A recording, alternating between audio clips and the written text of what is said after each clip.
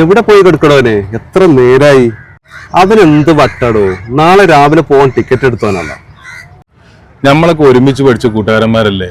നിങ്ങൾ ഏത് പാതിരാക്ക് വിളിച്ചാലും നമ്മൾ ഇറങ്ങി വരൂലേ?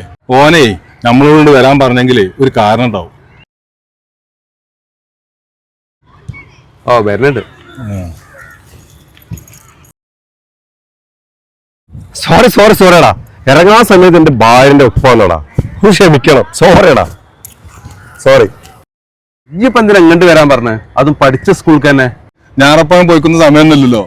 നാറപ്പായം പോയിക്കുന്ന സമയമാണെങ്കിലേ നമുക്ക് ഇങ്ങോട്ട് കേറിയിട്ട് തിന്നിട്ട് ചുണ്ടും ചുരിയൊക്കെ ചോപ്പിച്ച് വയലറ്റ് ആക്കി നടക്കേതടാ. ആ ഒരു സീസൺ എന്താടാ? ഓർക്കാൻ വയ്യ. ഇജ്ജ് ഭ്രാന്ത് പറയാതെ വിളിച്ച കാര്യം പറയടോ. ഞാൻ വിളിച്ചത് ഒരു ഭ്രാന്ത് പറയാനാടാ. എന്ത് ഭ്രാന്തടാ? നമ്മൾ പഠിച്ച സ്കൂളല്ല കാണുന്നത്.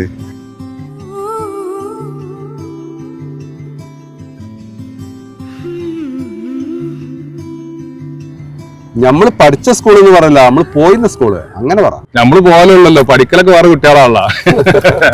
നമ്മൾ പഠിച്ചിരുന്ന കാലത്ത് എന്തെല്ലാം ആഗ്രഹം ഉണ്ടാവും. അത് ചെയ്യണം, ഇത് ചെയ്യണം എന്നൊക്കെ. കാരണം നിനക്ക് വല്ല ആഗ്രഹം ഉണ്ടായിരുന്നോ? നിനക്കുണ്ടായിരുന്നോ? എന്താഗ്രഹം? ഇതെന്തീ പറയണേ? അന്ന് നമ്മൾ ചെറിയ കുട്ടികളായിരുന്നല്ലോ. നമുക്കിന്ന് ചെയ്യാൻ പറ്റാത്ത ഒരുപാട് ആഗ്രഹങ്ങളുണ്ടല്ലോ. അതിലെന്തെങ്കിലും ഒരു ആഗ്രഹം എനിക്കുണ്ടോ? അതിനിപ്പോ ഇജ്ജ ആഗ്രഹം പൂർത്തീകരിക്കാൻ പോവാ? ഇജ്ജങ്ങനെ കൂട്ടിക്കോ. അന്റെ ആഗ്രഹം പറ. ഒരാഗ്രഹമുണ്ട്. പണ്ട് നമ്മളൊക്കെ പഠിച്ചിരുന്നേ കുട്ടികളൊക്കെ പൈസ കൊടുത്തിട്ട് ഐസ് വാങ്ങും, മിഠായും ഐസൊക്കെ വാങ്ങും. അന്ന് നമ്മളെടുത്തൊന്നും ഉണ്ടാവില്ലല്ലോ.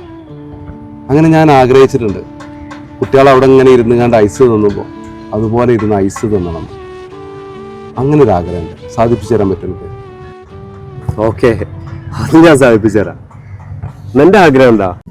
എനിക്കുണ്ടായിരുന്ന ആഗ്രഹം കുട്ടികളൊക്കെ സ്റ്റേജിൽ കയറി പാടുമ്പോഴും അതേമാതിരി മിമിക്രി, മോണാക്ട് ഇങ്ങനത്തെ പരിപാടികളൊക്കെ പങ്കെടുക്കുമ്പോൾ വലിയൊരു ആഗ്രഹമായിരുന്നു സ്റ്റേജിൽ കയറുന്നുണ്ട്. എൻ്റെ കഴിവുകൾ കൊണ്ട് അന്നൊക്കെ കയറാൻ പറ്റിയില്ല സ്റ്റേജിൽ. എനിക്കിപ്പോൾ കയറണം സ്റ്റേജിൽ. അതും ഞാൻ സാധിപ്പിച്ചു തരാം. വരടാ എന്നേക്ക്.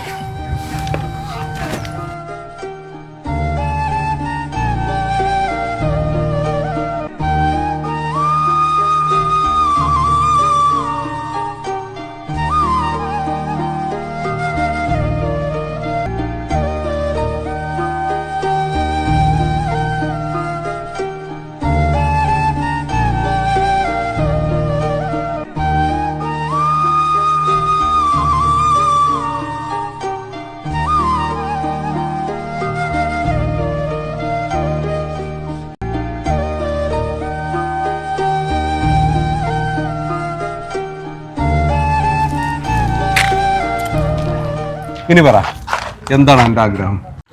അതൊക്കെ ഉണ്ട്. വരി.